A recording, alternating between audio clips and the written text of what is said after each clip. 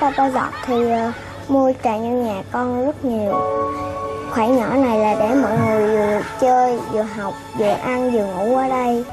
Papa giúp gia đình con đóng tiền học, rồi mua đồng phục, mua sách vở cho con. Cái điều mà em quý nhất là ba em cho đi học.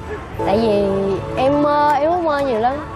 Bởi vì lúc mà ba cho đi học cũng như là ba là cái người mà mở cửa một cánh cửa khác để cho em bước vô để em thực hiện tiếp ước mơ của em. Cũng rất cảm ơn anh, người tốt, đã cứu được những người mà cùng cảnh như chúng tôi, để thoát khỏi những cái cạm bẫy của xã hội.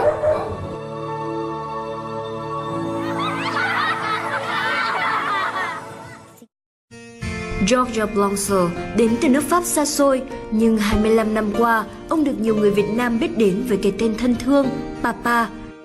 Sáng lập Liên minh phòng chống buôn bán người, gọi tắt là AAT, xây dựng hàng trăm dự án xã hội để giải cứu, giáo dục, dạy nghề, giúp những nạn nhân và con em họ tự làm chủ cuộc đời. Rất nhiều những ước mơ đã được nở hoa từ ngôi nhà AAT do George xây dựng. Vì gặp nhiều vấn đề của con người, tôi ép buộc phải suy nghĩ tại sao có gặp vấn đề đó. Và cuối cùng 18 tuổi tôi quyết định tôi sẽ làm việc xã hội, sẽ có khả năng để giúp nhiều. Sinh năm 1957 tại Pháp, năm 1992, Georges Blanchard đến Việt Nam và ở lại cho đến tận bây giờ. Điều gì đã níu chân người đàn ông này? Công việc của ông đã mang lại cuộc đời mới cho những ai? Em nghĩ giống như là em được gặp một ước mơ gì đó. Và ra đại học để con sẽ giúp đỡ cho mọi người. Hãy tiếp tục theo dõi những phút tiếp theo của Cảm ơn cuộc đời để cùng nói lời cảm ơn từ tận trái tim mình.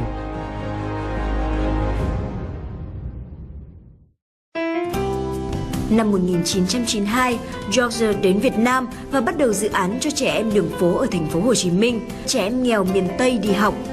Đến năm 1998, ông thành lập Liên minh phòng chống buôn bán người và AAT trở thành một trong những tổ chức phi chính phủ đầu tiên ở Việt Nam khi đó. 25 năm qua, ông cùng tổ chức của mình đã giúp đỡ 6.000 trẻ em được đến trường, 18.000 trường hợp, trong đó có 5.534 người là nạn nhân của buôn bán người được giải cứu.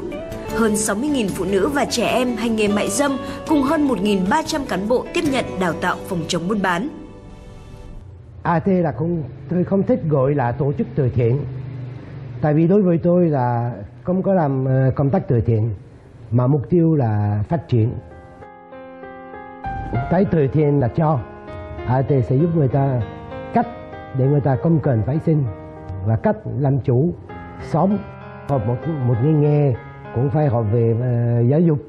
Thì hai phần này cũng là rễ của phát triển. Sinh ra ở thành phố Saint-Dié, tỉnh Vosges, nước Pháp, George Blanchard là con thứ 5 trong gia đình có 6 anh em. Mẹ là giáo viên dạy toán cấp 2, ba có công ty nhập khẩu xe máy. Cuộc sống sung túc và hạnh phúc đến năm 13 tuổi. Sau đó, bố ông bài bạc và mất hết. Mẹ ông bỏ đi với em trai. 14 tuổi, George bắt đầu phải lao động mưu sinh và phải bỏ học. Đối với tôi là giáo dục quan trọng lắm. Thì tôi nghĩ học sớm. Tôi là một người rất là hiểu, thiếu giáo dục, là có rất là nhiều thông tin trong đời không có hiểu. Tôi nhớ trường lúc 10 tuổi là năm 72 là có nhiều chị em Việt Nam là đến ở quê của tôi. Thì tất cả chị em đều là tóc vàng, con mắt xanh. Mà mới lần đầu tiên tôi được khám phá người khác mình. Và cái lúc đó tôi quyết định khi nào tôi sẽ đi máy bay lần đầu tiên tôi sẽ bay đi Việt Nam. Và tôi được làm cái đó lúc 30 tuổi. Tôi thấy là bây giờ muốn giúp đỡ một nước như Việt Nam là có phát triển, trước hết là phải có giáo dục con người. Nếu có giáo dục thì thông tin có thể hiểu. Người không có giáo dục thì người ta nghe thông tin mà không biết có phải hiểu không.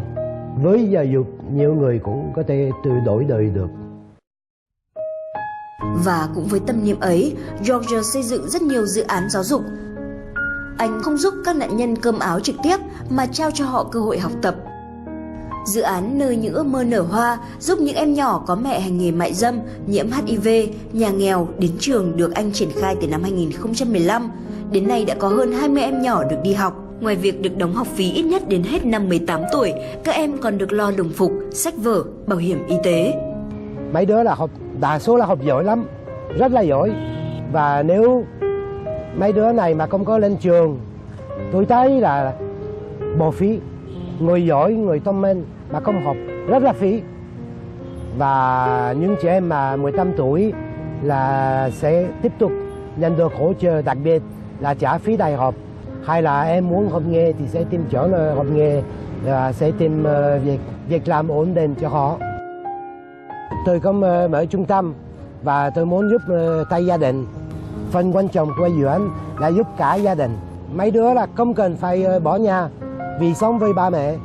Và sau khi ba mẹ được giáo dục thêm về kỹ năng sống thì thấy ba mẹ là cũng là người có khả năng nuôi con.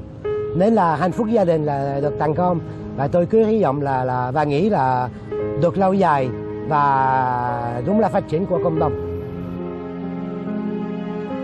Trước khi được tài trợ, mẹ với con phải đóng tiền học trễ. Cô thường nhắc con trước lớp nên con rất là buồn. Sau khi được ba giọt giúp đỡ thì con không đóng tiền học trễ nữa, con đi học tự tin hơn. Mẹ con chỉ được học tới lớp 7 là không ai đóng tiền cho mẹ con học nữa, buộc mẹ con phải nghỉ học. Từ khi con gặp ba lớp, mẹ con không phải đi làm khuya, 1 hoặc 2, 3 giờ sáng mẹ con mới về, con mới được nằm ngủ với mẹ một ngày. Con được nằm ngủ với mẹ, con cảm thấy rất là vui. Ngoài việc giúp việc học của các trẻ đến trường thì AV có giúp đỡ cho mấy bậc cha mẹ có công việc thoát khỏi cái cảnh đó, rồi hỗ trợ mấy là buôn bán hay thích làm cái gì thì cho đi học thêm, rồi chứ hướng dẫn dạy cho mấy phụ huynh là biết cách chăm sóc trẻ và nói chuyện và cách ứng xử với trẻ, như là chào con buổi sáng rồi chúc con ngủ ngon, tâm học rồi có tốt không. Cái điều đó là rất nhỏ nhưng mà nó rất là quan trọng với mấy trẻ. Trước đây thì chưa bao giờ nghĩ đến những cái việc đó. Em nghĩ giống như là em được gặp một ước mơ gì đó, nó có thể yên tâm hơn. Đây học nghề mới làm nghề khác.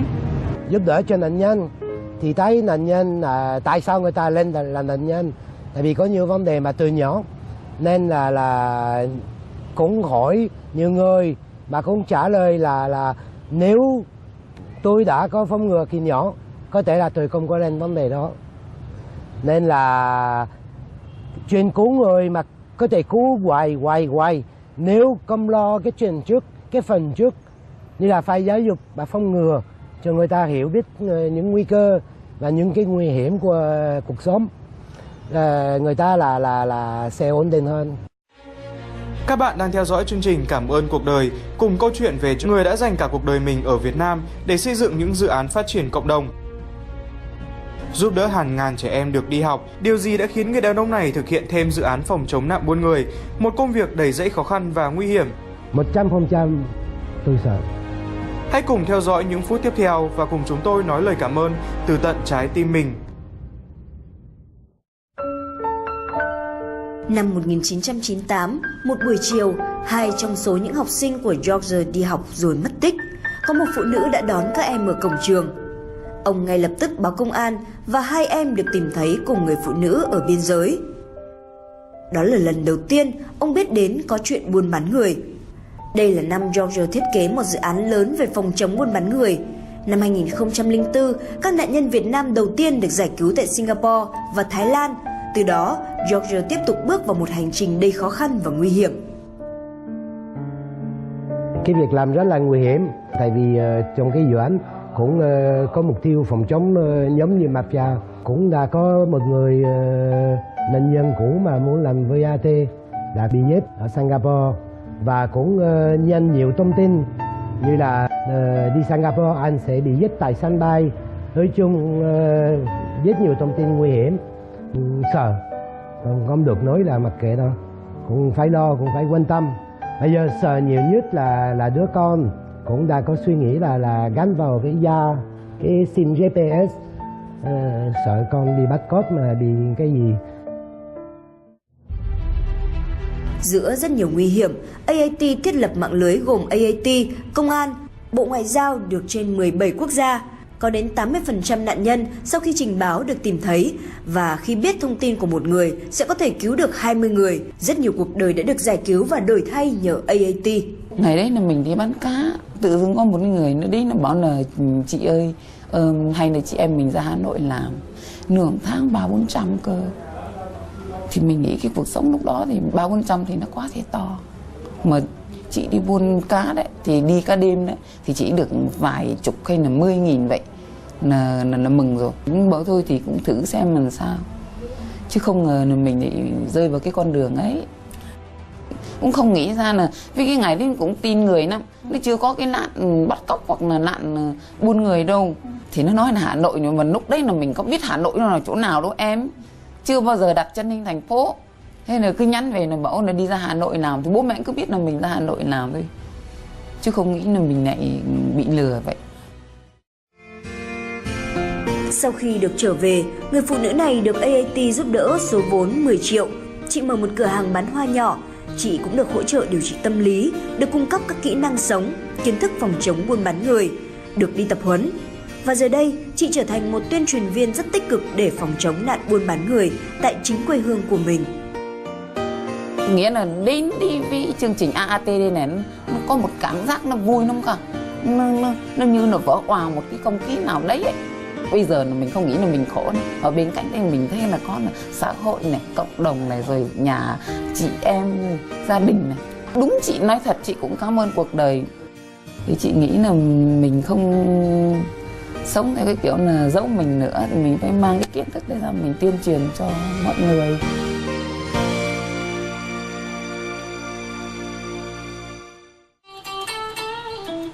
George chia sẻ, việc cứu người là chuyện trước mắt, nhưng sâu xa hơn, anh muốn cùng chính phủ Việt Nam góp phần tạo ra luật bảo vệ phụ nữ và trẻ em. Niềm vui đến khi năm 2012, Việt Nam có luật phòng chống buôn bán người. 25 năm qua, George không có gì đáng giá. 56 tuổi, anh vẫn ở nhà thuê. Tài sản đáng giá nhất trong đời, George nói, đó là chiếc xe mô tô phân khối lớn. Mà thôi, con cứ tiếp tục. Tại vì công việc này cũng là hạnh phúc của tôi, là mục tiêu của tôi. Đừng có suy nghĩ những gì mà mình không có, và cứ suy nghĩ là mình những gì mà có rồi thì tốt đẹp rồi. Tôi nghĩ là con sẽ làm nhiều năm, không bao giờ tiếng suy nghĩ. Nếu mỗi người mà có khả năng có thể chia một chút xíu với người không có khả năng, thì chắc là công nhân của thế giới cũng là công bằng hơn và hạnh phúc hơn. Và chắc cũng không cần phải có tổ chức xã hội nữa. Giờ đây, người ta thấy những nạn nhân của buôn bán người được giúp đỡ đã quay trở lại giúp đỡ cộng đồng. Người ta thấy những người từng hành nghề mại dâm trở thành nhân viên của AAT. 10 trường trung học cơ sở ở Thanh Hóa và nhiều trường ở Huế đã cùng AAT chung tay xây dựng chương trình giáo dục phòng ngừa nguy cơ bị xâm hại và buôn bán cho trẻ em từ lớp 7 trở lên. Đúng như George nói, việc giải cứu chắc chắn sẽ mãi mãi là công việc đi sau, cũng như không bao giờ xuể nếu chúng ta không biết phòng ngừa. Và còn một điều chắc chắn nữa là George và AAT sẽ không đơn độc trong hành trình đầy khó khăn nhưng cũng rất nhân văn này, hành trình để những ước mơ nở hoa. Cũng rất cảm ơn anh, người tốt, đã cứu được những người mà cùng cảnh như chúng tôi. Đúng là cái tài liệu của anh George AAT đưa ra, cái tài liệu, xem qua cuốn tài liệu thì vô cùng là nó quan trọng và nó ý nghĩa. Xin chúc cho ông mạnh khỏe và cố gắng hơn nữa. Buổi học này vô cùng là bổ ích và con mong những buổi học như thế này sẽ được lan rộng cho toàn tỉnh nói riêng và toàn nước nói chung để cho các bạn hiểu sâu về tâm lý.